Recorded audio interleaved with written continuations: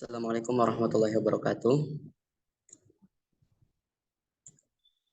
Waalaikumsalam warahmatullahi wabarakatuh. Udah ada suaranya? Sudah Sudah, Ustaz.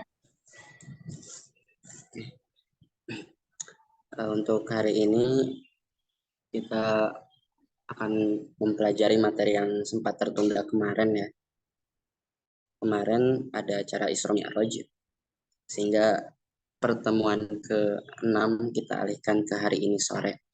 Ya, dan tentu mungkin sebagian besar kerja atau sibuk dengan kegiatan lain gitu. Tidak apa-apa. Nanti ini tetap kita record dan akan kita upload ke YouTube buat teman-teman yang tidak bisa hadir. Nah, kita akan lanjut saja. Nabda bil basmalah. Bismillahirrahmanirrahim. Sekarang saya akan share screen ya. Materi hari ini tentang apa, teman-teman?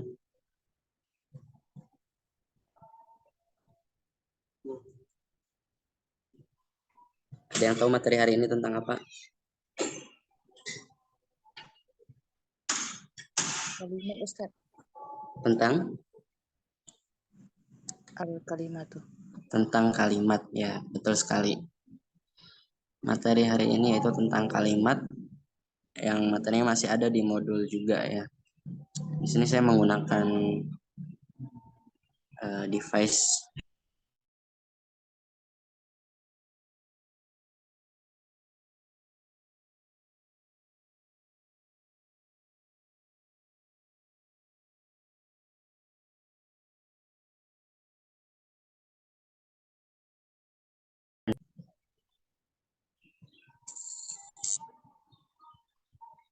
ini. Bisa kelihatan ya layarnya ya, teman bisa melihat ini layar. Bisa Ustaz.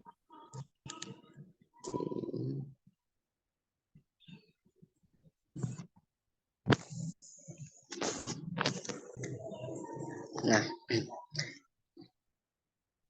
lanjut membahas terkait kalimat ya.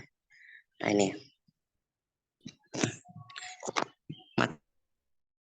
betul, karena kalimat itu kita sudah sering membahas di pertemuan sebelumnya.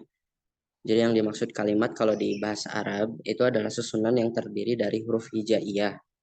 Nah kalau di bahasa Indonesia itu disebutnya kata. Ya, kalimat jika di bahasa Indonesia disebut kata, lalu kalimat di bahasa Indonesia kalau bahasa Arabnya adalah jumlah. Nah, makanya di sini ada materi mengenai perbedaan antara apa itu kalimat, apa itu kalam, dan apa itu jumlah. Nah, di sini di penjelasannya kalau kalimat itu susunan tulisan yang terdiri dari huruf hijaiyah. Sebagaimana kalau kita orang Indonesia mengenalnya kata, yaitu susunan yang terdiri dari huruf abjad ya. Seperti kitabun, zahaba, qalamun, aliyun. Itu adalah kata kalau di bahasa Indonesia. Tapi kalau di bahasa Arab itu satu kalimat. Perbedaannya hanya dari segi penamaan saja sebetulnya. Lalu kalau kalam, sebagaimana yang mungkin sebagian teman-teman sudah tahu di ilmu nahwu, kalam itu adalah lafaz ya, lafaz yang terdiri dari dua kalimat atau lebih serta dapat dipahami oleh orang lain dan diucapkan dalam keadaan sadar. Dalam beberapa pendapat ada yang mengatakan diucapkan menggunakan bahasa Arab gitu, karena konteks yang kita pelajari di sini adalah ilmu nahwu shorof yang notabene-nya berbahasa Arab. Tapi pada intinya kalam itu adalah sesuatu yang harus diucapkan, harus dilafazkan. Misalkan kita mengatakan ijlis jalasa zaidun. Jalasa zaidun. Ketika kita mengatakannya baru itu disebut kalam. Tapi jika itu hanya berbentuk tulisan, jalasa zaidun ya, hanya tulisan di kertas,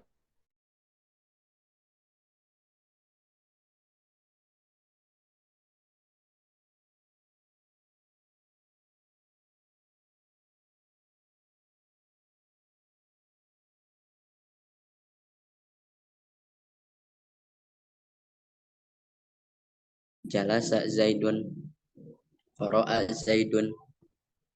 Ya. Lalu nanti kita tesnya di bagian setelah selesai pembahasan kalimat ya. Nah, kemudian untuk kalimat sendiri ya, itu tadi ya perbedaan kalimat, kalam sama jumlah. Itu tolong dipahami dan benar-benar ditelaah lagi gitu. Nah, kemudian kalau kalimat di bahasa Arab ya, kemarin kita sudah bahas itu terbagi menjadi 3 macam. Ya, ada 3 macam pembagiannya. Yang pertama itu di poin A, pembagian kalimat yang pertama itu adalah isim. Nah, apa itu isim? Kemarin itu ada yang masih ingat nggak isim? Kata benda, nama orang. Ya, ada nama orang, nama tempat, nama waktu itu. Nama hari misalkan. Pokoknya segala sesuatu yang berkaitan dengan nama maka itu adalah isim.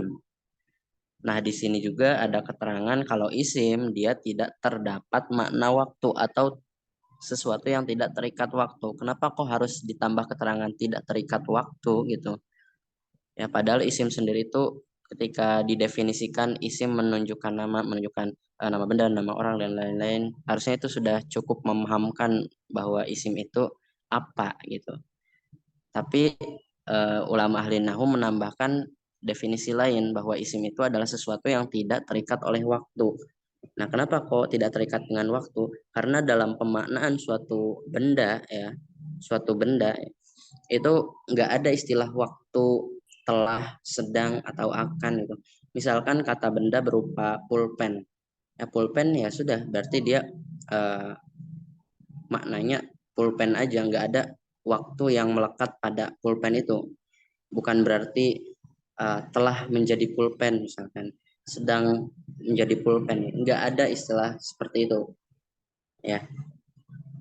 Kenapa kemudian ada istilah tidak terikat waktu? Karena nanti pada kalimat fi'il ya, kalimat fi'il itu berkebalikan dari isim dari segi keterikatan waktunya gitu ya. Nanti kita bahas ya terkait fi'il.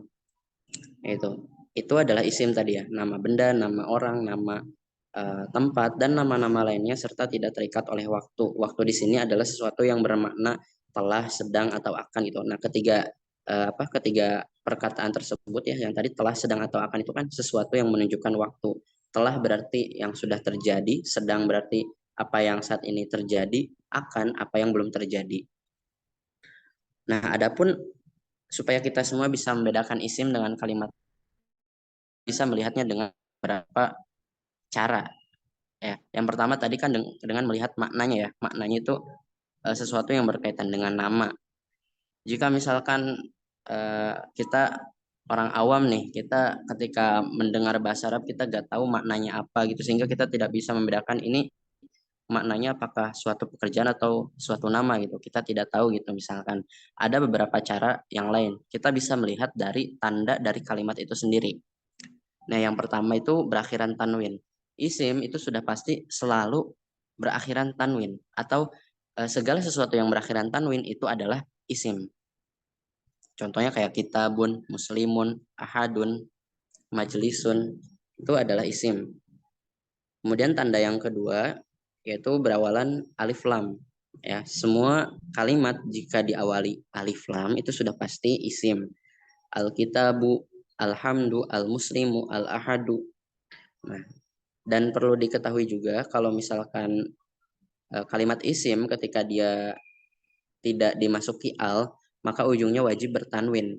Gitu kayak kitabun, muslimun, ahadun gitu ya, wajib ya.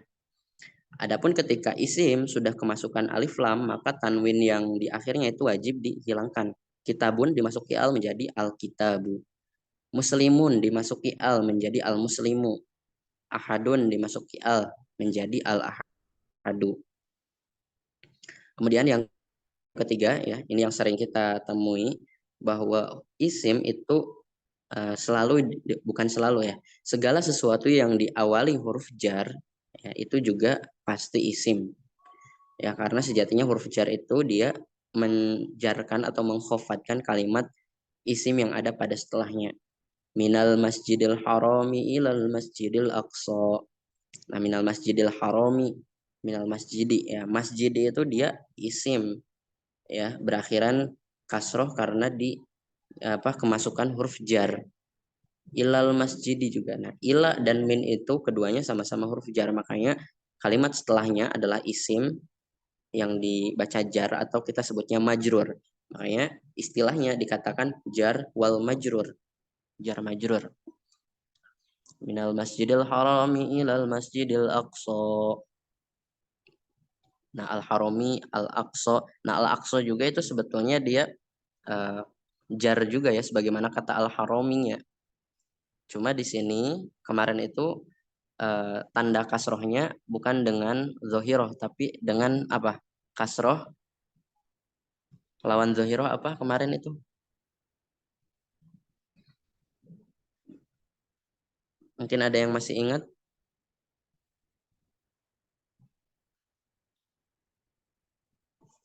Halo teman-teman, ini suaranya kedengaran ya? Kedengeran, Ustaz. Oke. Beda ya, soalnya kalau di HP itu saya gak bisa melihat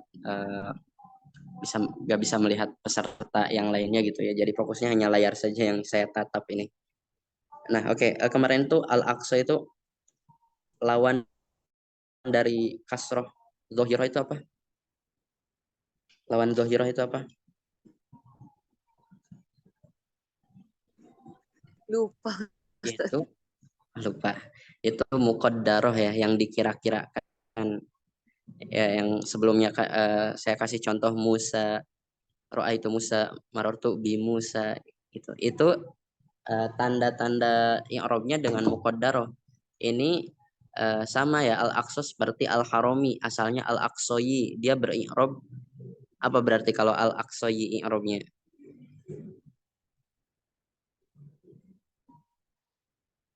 Apa al-aqsayi? Al-Aqsa. Ya, i'rabnya apa berarti? Sama seperti al-harami itu. Benih Ustaz. Bukan mabni. Dia mu'rab, kalimatnya mu'rab, artinya dia bisa berubah sebagaimana al-harami tadi ya, bisa al-haroma, bisa al-haramu. Nah, al-aqsa juga sama gitu. Cuman kan tadi tanda i'rabnya dengan muqaddarah gitu. Al-harami itu dia i'rabnya khofad. Tanda khofadnya itu kasroh kan. Kasroh ada di huruf mim yang akhir. Al-aqsa juga sama. Dia i'rabnya khofad ya. Tandanya dengan kasroh juga. Tapi bedanya al-aqsa ini kasrohnya dia muqaddaroh yang dikira-kirakan. Makanya tidak nampak ya. Kalau al-haram itu kan jelas dohiroh ya. Kasrohnya ada huruf mim, di huruf mim terlihat. Al-aqsa itu dia nggak kelihatan. Makanya disebutnya muqaddaroh. Ketika diasalkan atau pada asalnya itu kan al-aqsayi ya. Cuma karena dia seperti saya jelaskan kemarin tuh orang Arab kesulitan kalau membaca al-aqsayi, maka dia di muqaddaroh saja. Al-aqsa, Musa, ya Musayi itu kan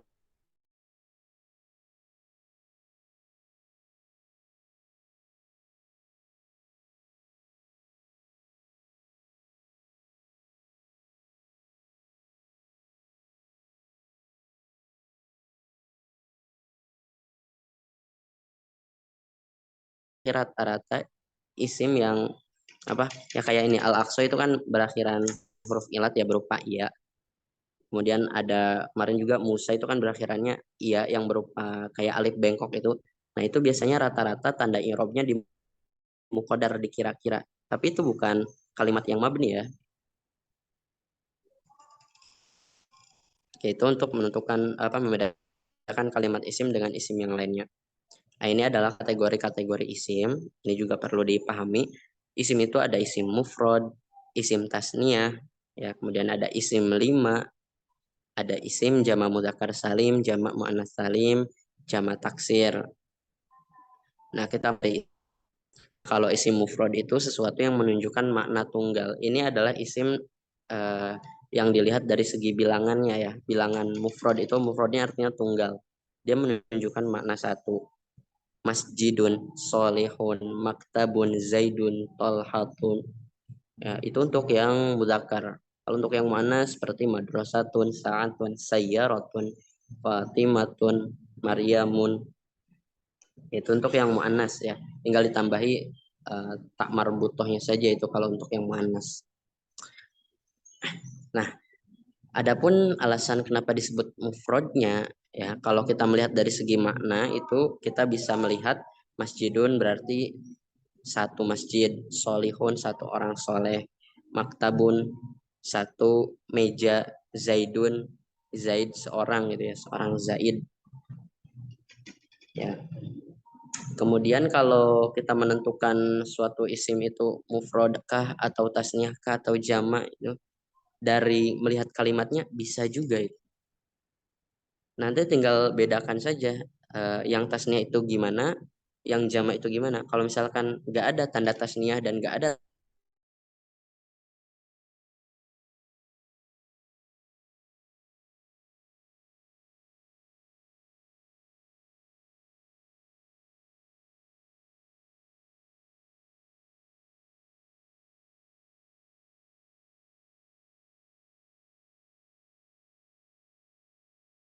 sekolah, maktabani dua meja, itu dari segi makna ya. Kalau teman-teman mau menentukan kalimat itu mufrad atau tasniah. Kalau dari segi kalimatnya, ya teman-teman bisa melihat tandanya. Kalau isim tasniah biasanya itu selalu berakhiran alif dan nun atau iya dan nun. Ya, maktabani itu jika diakhiri alif dan nun, maka itu isim tasniah sudah pasti tuh. Maktabaini diakhiri iya dan nun, itu sudah pasti isim tasniah. Maknanya sama, maktabani dengan maktabaini, solihani dengan solihaini, itu maknanya sama. Dua meja dan dua orang soleh ya, dua orang yang soleh. Madrasatani, madrasataini, dua sekolah. Saatani, saataini, bermakna dua jam. Lalu kenapa kok harus ada perbedaan dari segi penulisan gitu? Yang satu kok pakai alif dan nun, yang satu pakai ya dan nun. Lalu kita pakai yang mana? Itu nanti tergantung i'robnya ya, tergantung i'robnya. Ingat i'rob itu ada yang pakai harokat kayak masjidun, masjidan, masjidin ya, perubahannya itu ya, perubahannya itu loh, perubahan i'rob itu. Ada yang berupa huruf. Nah, ini maktabani ya, yang isim tasniah termasuk i'robnya yang perubahannya menggunakan huruf. Maktabani menjadi maktabaini, yang sebelumnya alif menjadi iya ya. Solihani menjadi solihaini gitu. Itu adalah untuk membedakan dari segi kalimatnya ya. Nah, isim yang ketiga ada isim lima atau asmaul khomsah. Ini adalah isim-isim yang memang sudah pure, sudah pasti, sudah dari sananya gitu. Tidak bisa kita tambahi dengan yang lain. Makanya dinamakannya isim lima, karena ini memang sudah 5 kelompok isim. Ada abuka, akhuka, hamuka, fuka, zumalin. Ya berarti tinggal di manaskan saja domirnya. Abuki, akhuki, hamuki, fuki, zumalin.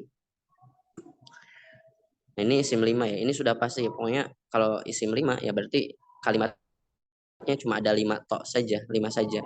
Hanya abuka, hanya akuka, hanya hamuka, hanya fuka, hanya zumalin, cuma 5. Tidak bisa kita tambahi, tidak bisa kita kurangi. Sesuai namanya isim 5. Dan yang keempat ada jamak mudzakkar salim. Ya, yang namanya jamak mudzakkar salim itu enggak ada yang bentuknya muannas. Semuanya mudzakkar, untuk mudzakkar. Nah, ini contohnya ada al-muslimuna sama al-muslimina, as-solihuna, as-solihina, maktabuna, maktabina. Ini biasanya diakhiri waw dan nun atau iya dan nun. Seperti itu. Al-muslimuna. Yang membedakan apa gitu dengan isim tasniah? Ya, kalau isim tasniah itu kan berakhirannya alif dan nun ya, sama iya dan nun. Jamak mudzakkar salim juga sama, ada yang berakhiran iya dan nun. Bedanya kalau isim tasnya itu di fathah sebelum huruf iya-nya. Contoh solihaini. Kalau jama mudzakkar salim di kasroh sebelum huruf iya-nya itu solihina. Sampai sini paham ya? Insyaallah Ustaz. Insyaallah. Selanjutnya ada jama muannats salim. Ini adalah pasangan jama mudzakkar salim. ya. Ya, cirinya kalau jamak muannats salim itu berakhiran alif dan ta. Ya, al-muslimun jika ingin dibentuk isim jamak muannats salim jadi al-muslimatu, as-solihatu, al-jami'atu.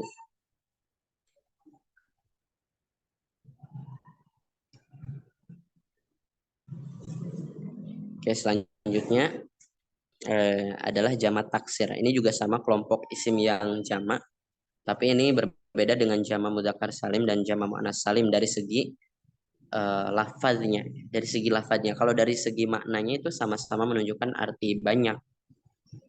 Ya, misalkan di sini ada tulabun, rijalun, auladun, rusulun, syurtotun ya. Tulabun itu adalah jamak taksir dari isim mufradnya tolibun, tolibun. Kalau jamak mudzakkar salimnya tolibun, tolibuna, pakai wawu dan nun di akhir, atau bisa tolibina ya. Sesuai kaidah ya. Ditambahi wawu dan nun atau iya dan nun. Kalau itu mau dibentuk jamak mudzakkar salim. Nah, kalau mau dibentuk jamak taksir itu nanti bentuknya berubah menjadi tulabun atau bisa juga tolabatun, ayuhat tolabah, wahai para murid.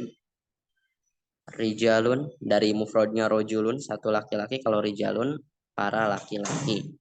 Auladun dari mufradnya waladun, seorang anak. Auladun para anak atau anak-anak. Rusulun dari kata rasulun, seorang rasul, seorang utusan. Rusulun para rasul. Jadi yang namanya jamak taksir itu sesuai namanya juga, jamak berarti banyak, sedangkan taksir itu apa ya, diperkirakan bentuk perubahannya ya. Diperkirakan. Sebetulnya di kitab yang besar, di kitab Jami'ud Durus, yang namanya kitab Jami'ud Durus, itu ada beberapa ketentuan ketika kita ingin mengubah jamak taksir. Ya. Bentuk jamak taksir itu mengikuti 14 pola yang disebut wazan ya. Ada wazannya sendiri kalau untuk jamak taksir. Misalkan nih, untuk kata yang mengikuti wazan fi'alun, fi'alun ya bisa kebayang ya, fi'alun ya. Itu bentuk jamak taksirnya mengikuti wazan fu'ulun. Contoh yang mengikuti wazan fi'alun itu ada kitabun. Maka bentuk jamaknya adalah kutubun. Terus contoh lainnya kayak eh,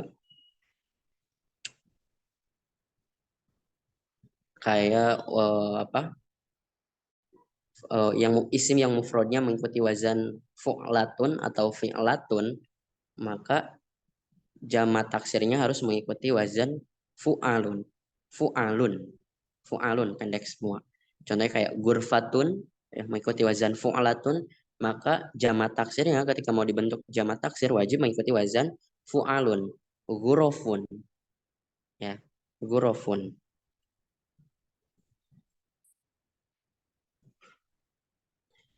Ya, tapi itu kalau misalkan mau kita bahas satu per satu memang waktunya akan lama sekali gitu. Karena itu dalam satu wazan saja ya, satu wazan jamak taksir saja itu ada beberapa ketentuan, beberapa kriteria, bahkan ada pengecualiannya juga gitu. Ya, kayak yang tadi saya bilang ya, setiap wazan yang mufradnya mengikuti wazan fi'alun ya, maka jamak taksirnya mengikuti wazan atau pola fu'ulun. Kayak tadi kitabun, maka jamak taksirnya kutubun. Tapi ada pengecualian ya, kayak apa? Rusulun. Nah, rusulun juga kan dia mengikuti wazan fu'ulun sebagaimana kutubun, tapi mufradnya dia tidak mengikuti wazan fi'alun. Rusulun mufradnya apa tadi? Ada yang tahu? Rusulun mufradnya apa? Rasulun kan. Rasulun bukan risalun kan. Rasulun. Nah, itu selalu ada pengecualian kalau kita membahas sesuatu yang maknanya perlu dikaji lebih dalam ya. Jadi yang kita bahas adalah sesuatu yang memang di situ para ulama banyak kesepakatan gitu ya. Ini jamak taksir ini sebelumnya kalau mau ditelaah itu bisa sampai beberapa puluh halaman ya. Ya makanya karena di situ ada yang dibahas bagaimana menurut pendapat ulama yang ini mengenai jamak taksir, pendapat ulama yang itu. Jadi banyak sekali. Nah, bagaimana agar kita bisa mengetahui bagaimana bentuk mufrad dan jamak taksirnya suatu kalimat? Misalkan tadi kolamun jamaknya aklamun ya. Mar'atun jamaknya nisaun gitu. Ya. Apalagi kalau untuk sesuatu benda mati ya, benda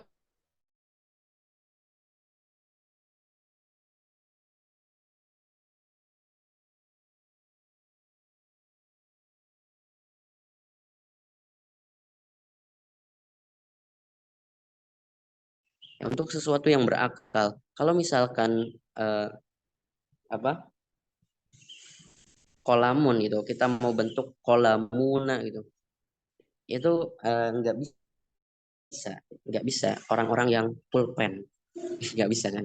Jadi kita makanya jamak taksir aklamun, pulpen ya. Beda kalau eh, seperti tulabun ya. Tulabun itu kan bisa dibentuk jamak mudzakkar salim juga. Tolibuna, para siswa, orang-orang yang menuntut ilmu itu. Tulabun, murid-murid. Ya kalau untuk yang berakal bebas, dia mau pakai jamak mudzakkar salim, jamak taksir itu bisa. Tapi kalau untuk benda mati, dia nggak bisa masuk ke jamak mudzakkar salim. Ya, oke, itu cara untuk kita bisa menentukan bagaimana mufradnya suatu kalimat, bagaimana bentuk jamak taksirnya. Hemat saya, saran saya itu dihafal saja. Ya, biasanya kan kalau kita menghafal juga itu adalah menghafal kosakata ya. Menghafal kosakata itu ya mufrad sama si jamaknya. Nah, jamaknya itu adalah jamak taksir. Kolamun, aklamun, tolabun, tolibun, tulabun, rasulun, rusulun, apa rasulun, rusulun, waladun, auladun, rojulun, rijalun. Biasanya kita ketika menghafal kosakata pun itu menghafal satu paket mufradnya sama jamaknya. Itu jamak taksir itu. Nah, sampai sini ada paham? Ini kelompok yang saya jelaskan dari mulai isfrod, isim tasniyah, isim lima, jamak mudzakkar salim, jamak muannas salim sampai jamak taksir itu adalah kelompok isim yang mu'rob, Adapun ke bawahnya yang akan saya jelaskan di sini adalah kelompok isim yang mabni. Isim domir, isim isyarah, ya, dimulai dari isim domir, isim isyarah, isim mausul, isim istifham, isim syarat, itu adalah kelompok isim yang mabni. Sedangkan yang dua ini, isim maksur, isim manqus, adalah kelompok isim yang mu'rob, tapi dia muqaddarah yang dikira-kira. Ya, muqaddarah yang dikira-kira, yang ujung harkatnya itu gak nampak ya. Oke, sampai sini ada pertanyaan?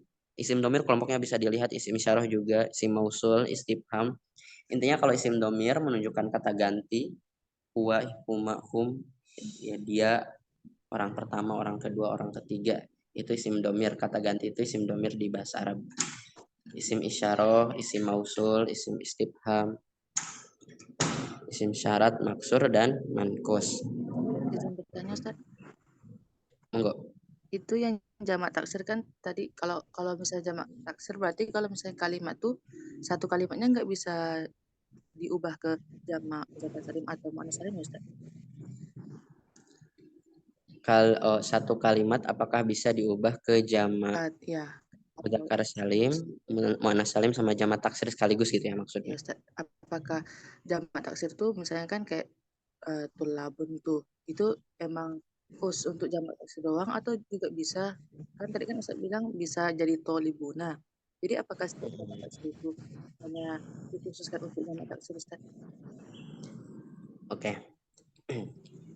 Untuk yang berakal itu bisa masuk di jamak taksir, baik jamak muannas salim maupun jamak mudzakkar salim.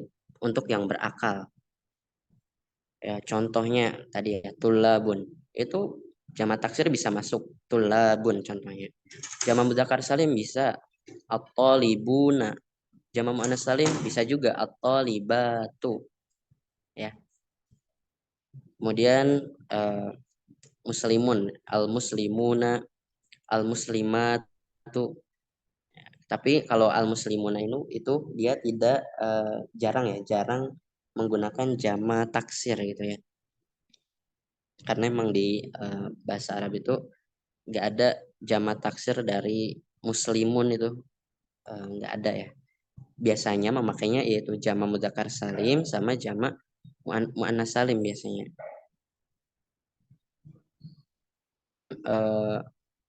Ya untuk yang berakal itu bisa dimasukkan mudzakkar salim, muannas salim sama jamak taksir.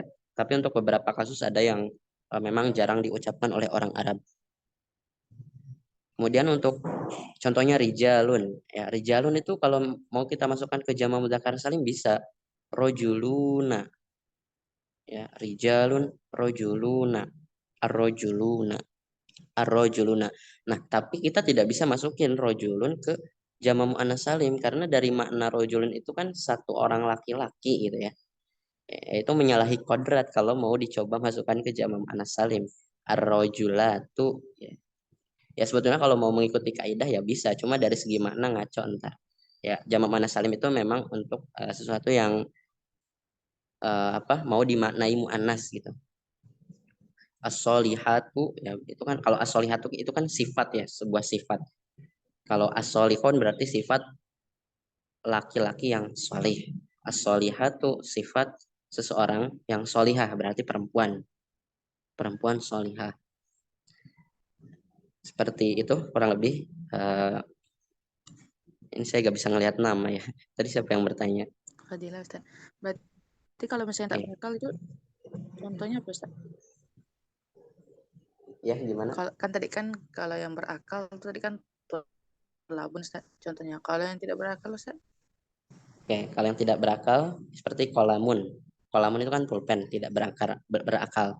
Atau kitabun ya. Kitabun, buku. Buku itu kan tidak berakal juga. Kita gak bisa masukin ke jama mudzakkar salim misalkan kolamuna atau kitabuna. Ya itu kita gak bisa. Begitupun ke jama muannas salimnya. Kolamatun, kitabatun itu gak bisa karena itu untuk yang akil. Makanya kita pakainya jama untuk kitabun itu pakai jama taksir, kutubun, aklamun. Terus apalagi kayak ruangan ya, gurfatun. Gurfatun gak bisa kita masukkan ke jama mudzakkar salim, gurfatuna atau gurfatatun ya nggak bisa ya. Makanya kita pakai jama taksir juga, gurofun. Terus apalagi sekolah madrasatun. Madrasatun juga itu jamanya jama taksir madarisu ya. Sampai sini bisa paham? Alhamdulillah paham Ustaz. Syukran Ustaz. Oke. Nah, kalau sudah paham itu tadi kelompok isim yang mu'rob ya. Dari ini isim mufrad sampai jama taksir, isim mir sampai isim syarat adalah kelompok isim mabni yang ujungnya tidak bisa berubah. Ya, yang dua itu juga sama isim mu'rob tapi dia muqaddarah enggak dzohiroh. Ini baru isim ya. Selanjutnya kita langsung masuk ke bagian fi'il.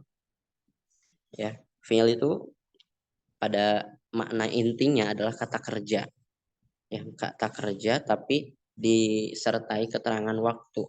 Nah, ini yang membedakan isim dengan fi'il. Kalau isim itu tidak terikat waktu, kalau fi'il terikat. Jadi si pekerjaannya itu terikat dengan waktu, apakah sudah dilakukan, apakah sedang dilakukan atau belum dilakukan, baru akan gitu. Itu nanti ada istilah atau makna-maknanya. Jika telah dilakukan berarti fi'ilnya fi'il madi, jika sedang dilakukan berarti fi'il mudhari, jika akan berarti fi'il amar. Ya, seperti itu. Kita bisa melihat membedakan fi'il itu dari maknanya. Jika maknanya menunjukkan pekerjaan maka sudah pasti fi'il. Jika kita tidak bisa menentukan fi'il dari maknanya, kita bisa melihat dari tandanya ya. Tandanya itu ada yang diawali qad, ada yang diawali sin, ada yang diawali saufa. Fi'il itu ya setiap kalimat yang diawali qad, sin, saufa itu sudah pasti fi'il. Contohnya qad aflahal mu'minun, sayaqulus sufaha kalla saufa ta'lamun. Aflaha adalah fi'il karena diawali qad. Ya, qad itu tanda ya, tanda fi'il. Sayaqulu, yaqulu itu adalah fi'il karena diawali sin. Kemudian ta'lamuna itu adalah fi'il karena diawali saufa. Jika kita melihat maknanya, qad itu menandakan sesuatu yang telah berlalu ya. Qad aflaha, sungguh telah ya. Telah berbahagia orang-orang, bukan berbahagia, beruntung. Sungguh telah beruntung orang-orang mukmin. Sayaqulu sufaha, kalau sa itu bermakna akan berkata orang-orang yang kurang akal.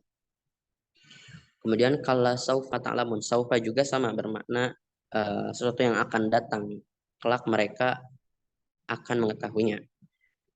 Tapi ada yang membedakan gitu antara sin dengan saufa itu.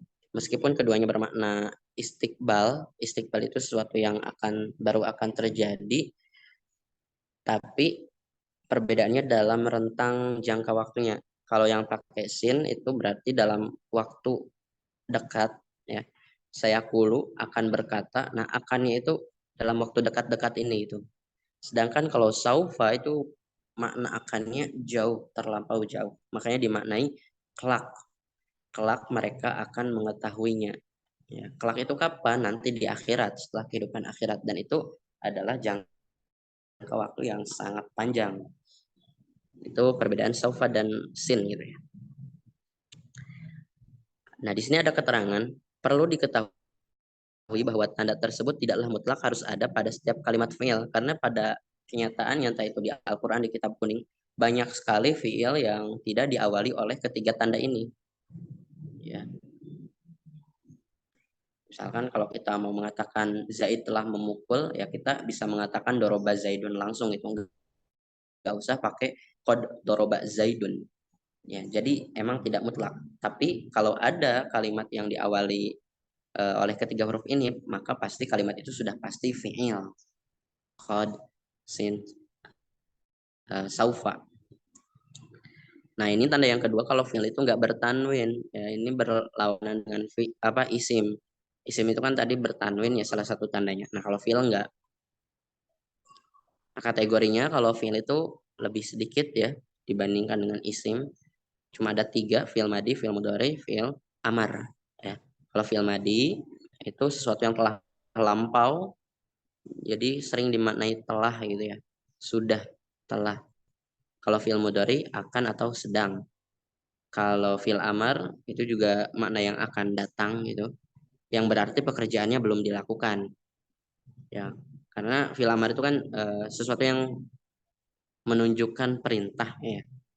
Ketika kita memerintah orang, ya misalkan kita memerintah, ya Ali ijlis, wahai Ali duduklah. Nah, ketika kita mengatakan Ali duduklah, maka sudah bisa dipastikan bahwa Ali ini belum duduk, dia masih dalam posisi berdiri. Duduknya kapan? Baru akan setelah kita perintahkan itu. Makanya dia dimasukkan ke dalam fi'il yang mengandung makna akan datang, istiqbal. Ya, kita nggak mungkin memerintah orang yang sudah melakukan sesuatu. Orang sudah duduk kita perintahkan untuk duduk, gitu kan nggak mungkin gitu ya. Itu tidak termasuk dalam kategori fi'il amar nanti. Ya, karena ya rata-rata pada dasarnya pada hukum asalnya ketika seseorang memerintah gitu ya, maka orang tersebut belum melakukan apa yang diperintah oleh kita. Oke. Nah, yang ketiga ada huruf. Huruf ini tinggal teman-teman bedakan dengan isim dan fi'il. Pokoknya kalau misalkan nggak ada tanda isim, nggak ada tanda fi'il, terus maknanya tidak menunjukkan suatu benda, maknanya tidak menunjukkan suatu pekerjaan, ya maknanya dia adalah huruf. Karena berbeda dengan isim, berbeda dengan fi'il, sudah pasti huruf dia. Tinggal teman-teman perlu mengetahui kategori huruf dan apa saja sih huruf-hurufnya. Kayak huruf jar, hurufnya ada 9. Ini di sini ada 10 ya yang saya masukkan karena saya mengambil di kitab Alfiyah. Kemudian huruf atop jumlahnya ada berapa, huruf taukid jumlahnya ada berapa, sama apa saja hurufnya gitu. Nah, ini yang perlu teman-teman ketahui ini. Nah, oke, teman-teman, untuk materinya sampai di sini. Selanjutnya mungkin untuk sesi tanya jawab atau apa pertanyaan boleh silahkan.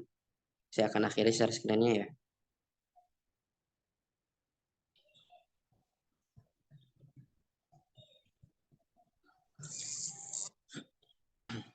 Oke, teman-teman, dari materi tadi gimana?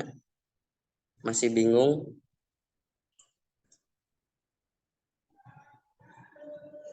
Materi tadi itu untuk apa ya? Untuk memberitahu bagaimana cara membedakan isim, fiil, dan huruf. Ya, pada intinya itu.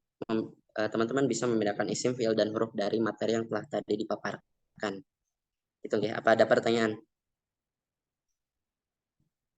Kalau nggak ada, saya yang tanya.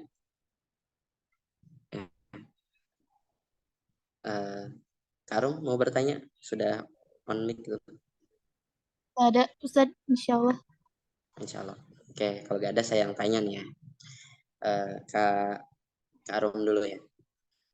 Mungkin dari tadi materi, kalau misalkan mau sambil dibuka modulnya yang telah saya kirim, nggak apa-apa gitu. Karena terbatas juga kalau di HP itu sambil share screen itu. Tadi kan kita sudah membahas isim, fiil, dan huruf gitu. Kita akan coba praktekkan dalam lafaz bismillahnya saja lah contohnya. Bismillahirrahmanirrahim. Nah, Kak Arum, bismi itu ada dua kalimat sebetulnya. Yang pertama adalah ba, yang kedua adalah ismun.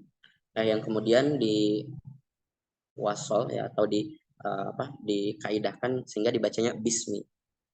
Nah, yang dua kalimat itu ba dengan ismun itu kalimatnya apa saja? Ba kalimat apa sama ismunnya kalimat apa? Bismillah. Ba itu kalimat huruf, kalimat mabni. Itu kalau mabni mu'rab itu hukumnya ya, bukan nama kalimatnya. Isim.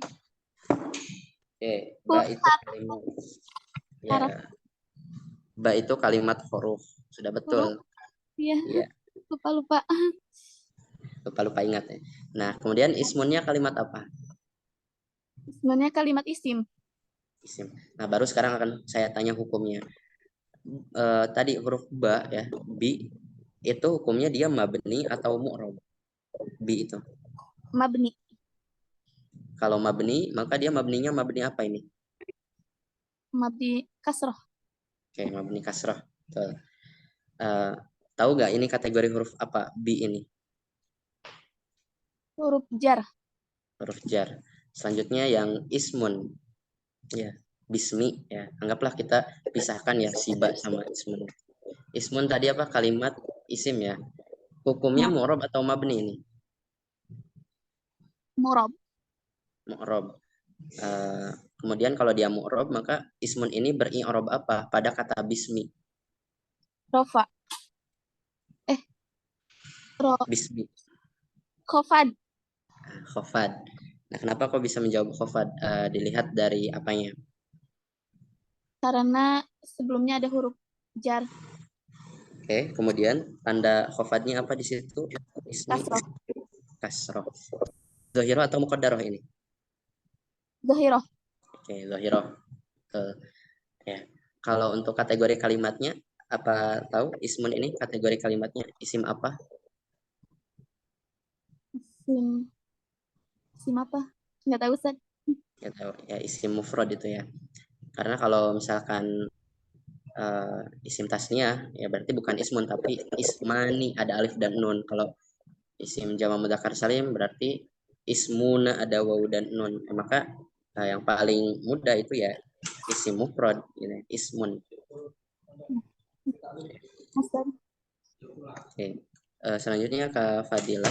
Ini tadi ada yang keluar ya, takut ditanya Kak. Kak Aluna Syakila ya tadi. kalau nggak salah namanya yang keluar. Kak Fadilah, Ya, Ustaz. tadi bismi ya. Kemudian bismillahi. Nah, ini kata Allahi.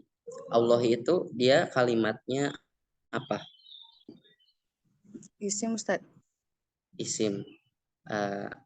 Apa tanda isimnya di situ? Allahi. Alif lam, Ustaz. Oke, ada alif lam. Dari segi maknanya juga menunjukkan nama ya, nama Allah. Jadi bisa dipastikan itu adalah isim. Kemudian hukumnya Allah itu mu'rab atau mabni?